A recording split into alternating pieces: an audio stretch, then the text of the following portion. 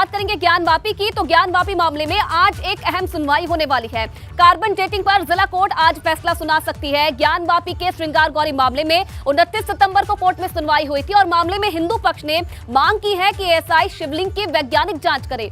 हिंदू पक्ष ने अर्गा और उसके आसपास के क्षेत्र की कार्बन डेटिंग की भी मांग की है। कोर्ट ने अपना फैसला सुरक्षित रख लिया था और अब आज इस पूरे मामले में कोर्ट अपना फैसला सुना सकता है। तो ज्ञानवापी पर जो कार्बन सस्पेंस बना हुआ है, आज वो सस्पेंस खत्म हो सकता है। आपको बता दें कि आज कोर्ट में फैसला आ सकता है। पिछली सुनवाई में कोर्ट की तरफ से फैसला सुरक्षित रखा गया था। और चलिए नीतीश फिलहाल इस खबर पर और ज्यादा जानकारी के लिए हमारे साथ जुड़ रहे हैं। नीतीश, कहीं ना कहीं ये माना जा सकता है कि जो सस्पेंस पिछले दिनों से बना हुआ है कार्बन डेटिंग को लेकर, आज वो खत्म हो सकता है। निश्चित तौर पे, और आज का ये फैसला कहीं ना कहीं बड़ा फैसला माना जा रहा है। बड़ा फैसला इसलिए कि जब कार्बन डेटिंग पर फैसला आएगा तो जो तथ्य कहीं ना कहीं चर्चा में थे वो तथ्य स्पष्ट हो जाएंगे। क्यों सुधीर जी, क्या हो जाएगा? पहले तो आप लोग जानिए, सिर्फ कार्बन डेटिंग की मांग ही नहीं की गई है, उसके साथ साथ वैज्ञानिक जांच की मांग की गई है। जो जांच बिना शिवलिंग को क्षति पहुंचाए किया जाए, और ये हमारे लिए बहुत बड़ा महत्वपूर्ण रहेगा। तो कितना पुराना है, क्या है, और बहुत बड़ा साक्ष्य के लिए मेरे काम में आएगा। सुधीर जी, आज कॉन्डोलेंस भी है, तो क्या आज फैसला आ जाएगा या ऐसा भी हो सकता है कि आगे की जो है डेट अगली डेट भी मिल सकती है? नहीं, फैसला आ जाना चाहिए, क्योंकि हमारे सहयोगी गए थे तो उन्होंने बताया कि 2 बजे बाद फैसला आ जाएगा।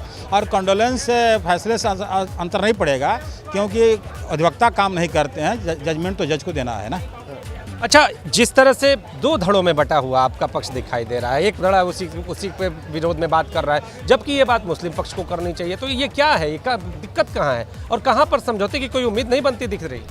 मैं आपके माध्यम से उस पक्ष को भी बता देना चाहता हूँ और आपके दर्शकों को भी कि उस पक्ष को, जो हमारे राकेश सिंह अधिवक्ता हैं, उनको जब मेरी प्रार्थना पत्र और प्लीडिंग समझ में नहीं आ रही है तो दूसरा दावा दाखिल कर लें, इस दावा को छोड़ दें।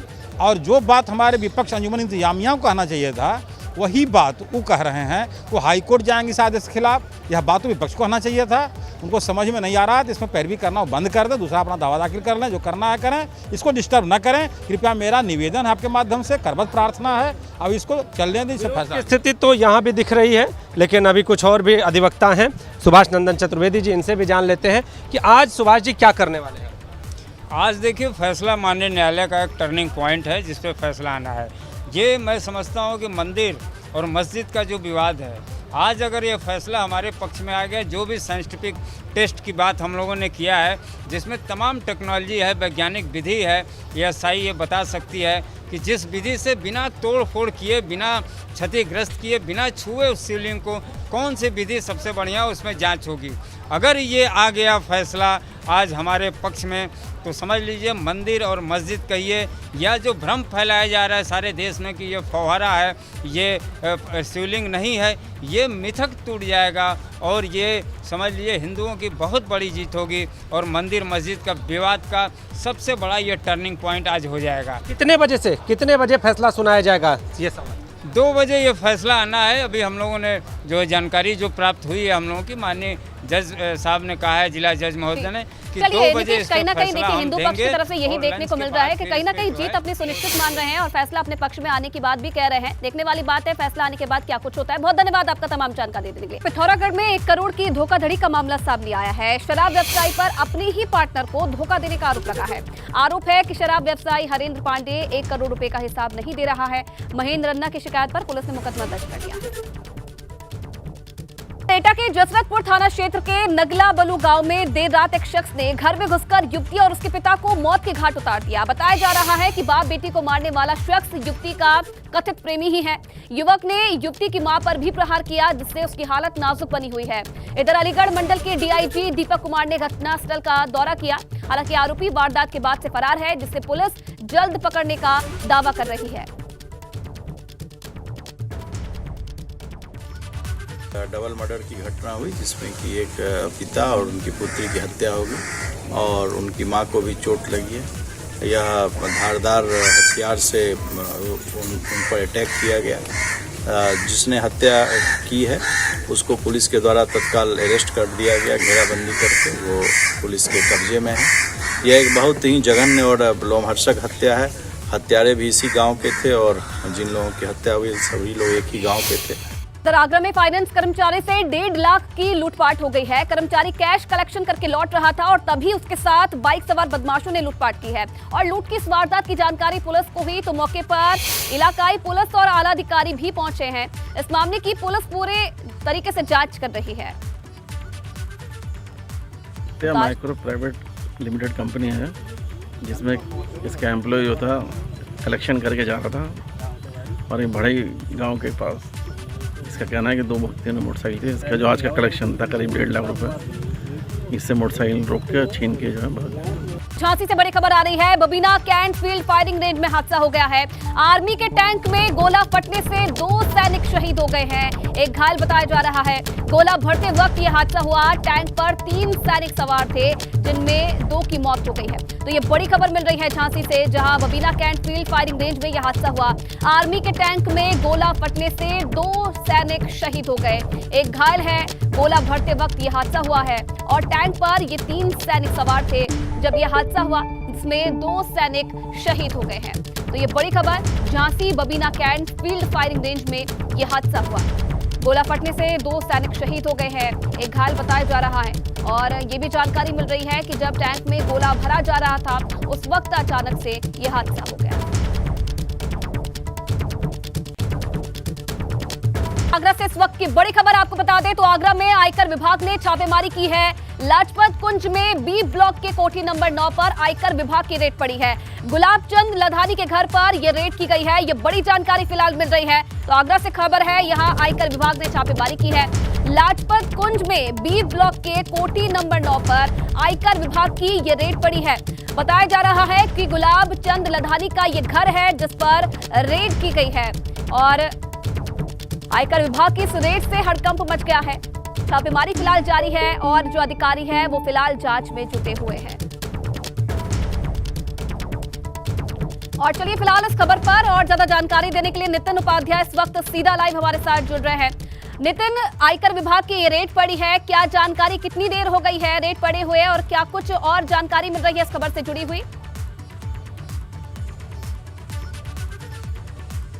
देखिए बिल्कुल, देखिए पिछले कई घंटों से 3 से 4 टीमें इनकम टैक्स की जो लधानी घर में ग्रुप में पहुंची हैं, जिनका जो घर है ये लाजपत कुंज में जो बी ब्लॉक है उसमें 9 नंबर की ये कोठी है। गुलाबचंद लधानी आगरा के एक बड़े कारोबारी हैं, बड़े इंडस्ट्रियलिस्ट हैं और इस समय जो कहा जाए इनकम टैक्स की टीम है वो अंदर मौजूद है, तमाम कागजातों को खंगाल रही है। उनके जो कहा जाए जो लगातार ट्रांजैक्शंस हुए हैं, जिसमें कई ट्रांजैक्शंस ऐसे हैं जो इनकम टैक्स की कहा जाए रडार पर हैं और कहीं ना कहीं टैक्सेस को बचाने की एक कवायद की गई है। वो सारी चीज़ें इस समय इनकम टैक्स के तमाम जो ऑफिशियल्स हैं अंदर उन सारी चीज़ों को खंगाल रहे हैं, पूछताछ कर रहे हैं और जो कहा जाए जो इलेक्ट्रॉनिक डिवाइस हैं, मोबाइल हैं, वो उनसे ले लिए गए हैं। देखिए इनकम टैक्स की रेड का एक प्रॉपर कहा जाए कंडक्ट होता है और उसी के क्रम में ये लगातार यहाँ इस समय इनकम टैक्स की ये रेड चल रही है।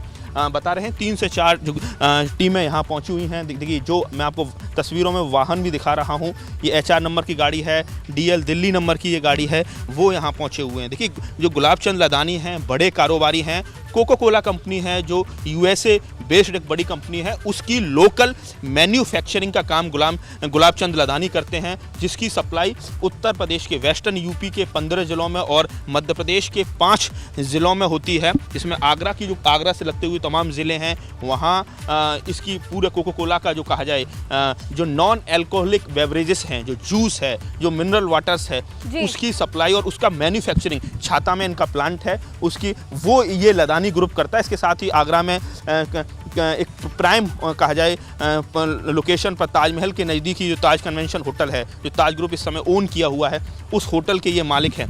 तो 1993 से शुरुआत हुई, धीरे धीरे करते हुए बड़ा कारोबार, करीब 1000 करोड़ से ज़्यादा की एसेट बताई जा रही है। कई तरह की चीज़ें लगातार इनकम टैक्स के ऑफिसर्स को मिल रही थी। कहीं ना कहीं बड़े स्तर पर इस तरह से ट्रांजैक्शन किए गए हैं जिसमें बड़े करोड़ों में टैक्सेस को बचाया गया। देखिए एक कोइंसिडेंस भी मैं आपको दिखाना चाहता हूँ कि ये जो लधानी गुलाबचंद लधानी का घर है उससे लगता हुआ मन्नू अलग का घर है। ये मन्नू अलग वही है जो अखिलेश यादव के कहा जाए क्लासमेट दोस्त रहे हैं और इलेक्शन से पहले इनके घर भी इनकम टैक्स ने 4 से 5 दिन तक डेरा डाला था। चूंकि उस समय विधानसभा चुनाव नजदीक था ठीक है। तो पॉलिटिकल कनेक्शन को भी देखा गया। कहीं ना और कहीं आप अब बता रहे हैं जो जैसे कि लदानी बड़ी संख्या में अधिकारी अंदर मौजूद है और जब जांच पूरी हो जाएगी उसके बाद ही सामने आ पाएगा क्या कुछ और निकलकर सामने आए। बहुत धन्यवाद आपका तमाम तस्वीरें दिखाने के लिए। भदोही अग्निकांड से जुड़ी ये बड़ी खबर है। अग्निकांड के मृतकों की संख्या बढ़ गई है। 7 से बढ़कर जो मृतकों की संख्या है वो 9 पर पहुंच गई है। 15 लोगों की हालत अभी भी गंभीर बताई जा रही है। अग्निकांड में लगभग 150 से ज्यादा लोग झुलसे थे और अब ये जानकारी मिल रही है कि जो मृतकों की संख्या है वो बढ़ गई है। पहले 7 थी संख्या और अब ये 9 पर पहुंच गई है। 15 से ज्यादा जो लोग हैं उनकी हालत अभी भी गंभीर बताई जा रही है और इस पूरे अग्निकांड में कम से कम 150 से ज्यादा जो लोग थे वो झुलस गए थे जिनका इलाज जारी है। बात करेंगे हाथरस की। यहां गौ तस्करों और पुलिस के बीच मुठभेड़ हो गई। आज सुबह हुई मुठभेड़ में गोली लगने से 2 गौ तस्कर जख्मी हो गए हैं। एनकाउंटर में आरिफ और अलीम नाम के गौ तस्कर को पुलिस ने गिरफ्तार कर लिया है। दोनों के पास से भारी मात्रा में मांस भी बरामद हुआ है। गौ मांस को कार में भरकर ये दोनों ले जा रहे थे और सूचना मिलने पर पुलिस ने घेराबंदी की तो दोनों ने फायरिंग शुरू कर दी। जवाबी कार्रवाई में दोनों को गोली भी लगी है। तो घायल तस्करों को फिलहाल अलीगढ़ में भर्ती करवाया गया है जहां उन दोनों का इलाज चल रहा है। कार में मांस भरकर ये लोग ले जा रहे थे। पुलिस को इनपुट मिला और घेराबंदी करके इन दोनों गौ तस्करों को पुलिस ने गिरफ्तार किया है। पुलिस के पहुंचते ही दोनों ने पुलिस पर फायरिंग भी शुरू कर दी जिसके बाद जवाबी कार्रवाई में इन दोनों को ही गोली लगी है और फिलहाल इन्हें इलाज के लिए अलीगढ़ में भर्ती करवाया गया है। गौ तस्करों से पुलिस की मुठभेड़ हुई। अलीगढ़ विश्वविद्यालय विवाद पर प्रॉक्टर डॉक्टर वसीम अली का बयान सामने आया है। तहरीर बदलने का आरोप झूठा है। प्रॉक्टर डॉक्टर वसीम अली का यह कहना है एप्लीकेशन में हमने कोई बदलाव नहीं किया है। छात्र के सभी आरोप गलत हैं। प्रॉक्टर पर एप्लीकेशन को विवादित बताकर छात्र ने यह आरोप लगाया है। आपको बता दें कि एक छात्र है जिसने यह आरोप लगाया है कि कई दिनों से कुछ धर्म विशेष के जो लोग हैं उसे परेशान कर रहे थे। जबरन उससे देश विरोधी नारे बुलवाने की कोशिश की जा रही थी और जब उसने कॉलेज प्रशासन से इसकी शिकायत की तो तहरीर बदलने का आरोप भी लगाया गया है जिस पर अब प्रॉक्टर डॉक्टर वसीम अली का बयान सामने आया है और क्या कुछ उन्होंने कहा है आपको वो भी सुनवा देते हैं। जहाँ तक कि मेरे पास को खबर है उसमें सिर्फ ये है, उनकी एप्लीकेशन में भी यही बात आई है कि हम सुलेमान हाल गए और हमको रहबर दानिश और उनके साथियों ने हमारे साथ मारपीट किया और हमें गंभीर रूप से चोट आई है। उसमें इस तरीके की कोई ऐसी बात नहीं हुई। हमारे वो प्रॉक्टर ऑफिस में भी आए, उनके साथ 2 पुलिस वाले आए थे। मेरी मुलाकात भी उस लड़के से हुई थी। उसने ऐसी कोई बात उस वक्त तक के नहीं बताई है। बिल्कुल ये सरासर झूठ है। हमारे यहाँ उसकी तहरीर अभी भी मौजूद है क्योंकि उसकी तहरीर जैसे आई थी हमारे यहाँ वैसे सिर्फ हमारे यहाँ उसको ये इंश्योर किया जाता है कि ये स्टूडेंट है, बोनाफाइड स्टूडेंट है कि नहीं है। इसके लिए उसके आइडेंटिटी कार्ड या कोई वैलिड प्रूफ लिया जाता है और जो अगर वो NRSC का है या प्रोस किसी हाल का है तो वहाँ के प्रोस से भी फॉरवर्ड कराया जाता है। जैसे उसने एप्लीकेशन दिया था जिस शक्ल में दिया था उसी शक्ल में हम क्यों बदलेंगे। हमारा क्या जो भी तहरीर उसने दिया है उस तहरीर को एज इट इज़ उसकी कॉपी भी हमारे यहाँ मौजूद है। ऐसा नहीं है वो उसमें कहीं कोई अगर वो दिखाए कि कोई कटिंग है, ये बिल्कुल गलत सरासर आरोप है और इस आरोप को हम जो है इसका खंडन करें। बड़ी खबर देहरादून से आपको बता दें तो यूट्यूबर बॉबी कटारिया ने सरेंडर किया है। देहरादून की CGM कोर्ट में बॉबी कटारिया ने सरेंडर कर दिया है। पुलिस को चकमा देकर बॉबी कटारिया ने सरेंडर किया है। ACGM 2 कोर्ट में बॉबी कटारिया ने सरेंडर किया है। उत्तराखंड की सड़कों पर खुलेआम शराब पीने का बॉबी कटारिया पर आरोप है। लगातार पुलिस इसकी तलाश कर रही थी लेकिन पुलिस के हाथों नहीं चढ़ा और अब आज ये जानकारी मिल रही है कि यूट्यूबर बॉबी कटारिया ने सरेंडर कर दिया है। देहरादून की CGM कोर्ट में बॉबी कटारिया ने सरेंडर किया है और पुलिस को चकमा देकर बॉबी कटारिया कोर्ट पहुंचा जहां उसने सरेंडर किया है। ये बड़ी जानकारी मिल रही है। ACGM 2 कोर्ट में बॉबी कटारिया ने फिलहाल सरेंडर कर दिया है। आपको बता दें कि उत्तराखंड की सड़कों पर खुलेआम शराब पीने का आरोप इस पर है। वीडियो भी वायरल हुआ था जिसके बाद पुलिस लगातार बॉबी कटारिया की तलाश कर रही थी और आज इसने ACGM 2 कोर्ट में सरेंडर कर दिया है। चलिए विनोद फिलहाल इस खबर पर और ज्यादा जानकारी के लिए जुड़ रहे हैं। विनोद, कई दिनों से पुलिस ढूंढ रही थी बॉबी कटारिया को लेकिन पकड़ नहीं पाई और आज खुद सरेंडर करने पहुंच गया बॉबी कटारिया। बिल्कुल आयुष, देखिए आपने सही कहा कि लंबे समय से देहरादून पुलिस बॉबी कटारिया की तलाश में थी, लेकिन एक दिन के बाद ये लगातार चकमा देता रहा पुलिस को, और यही वजह है कि देहरादून पुलिस देखते रही और यूट्यूबर बॉबी कटारिया आज ACGM 2 कोर्ट पहुंच गया है और उन्होंने सरेंडर कर दिया है। हालांकि अभी सुनवाई चल रही है कटघरे में। अब यूट्यूबर बॉबी कटारिया है, थोड़ी देर के बाद में आखिरकार कोर्ट का किस तरह का निर्णय रहता है, और जिस तरह से उत्तराखंड की सड़कों पर खुलेआम शराब पीना और जो उत्तराखंड की संस्कृति है उसका मजाक उड़ाना, तमाम ऐसे आरोप बॉबी कटारिया पर थे, जिसके चलते कैंट थाने में मुकदमा दर्ज हुआ था। लंबे समय से कई टीमों के माध्यम से तलाश इसकी की जा रही थी, लेकिन बिल्कुल पुलिस का यहाँ पर फेलियर देखने को जरूर मिल रहा है, और पुलिस को चकमा देकर आज YouTuber Bobby Kataria ACGM court में देहरादून में पहुंच चुका है और सरेंडर कर दिया है। और ये भी जानकारी मिल रही है कि हो सकता है कि आज मामले की सुनवाई के बाद में बॉबी कटारिया को जमानत भी दे दी जाए, क्योंकि संगीन जो धाराएं हैं उनमें मामले तो दर्ज है, लेकिन जो पुलिस का फेलियर है वो भी साफ तौर पर यहाँ पे देखने को मिल रहा है। और बॉबी कटारिया ने खुद ही अपने वकीलों के माध्यम से कोर्ट में सरेंडर करने की अर्जी दाखिल की थी। अभी 12 बजे का समय सरेंडर का था, तो करीब 10 से 15 मिनट अभी हो चुकी है, लेकिन अभी थोड़ी देर बाद। चलिए, बिल्कुल विनोद, बहुत धन्यवाद आपका तमाम जानकारी देने के लिए।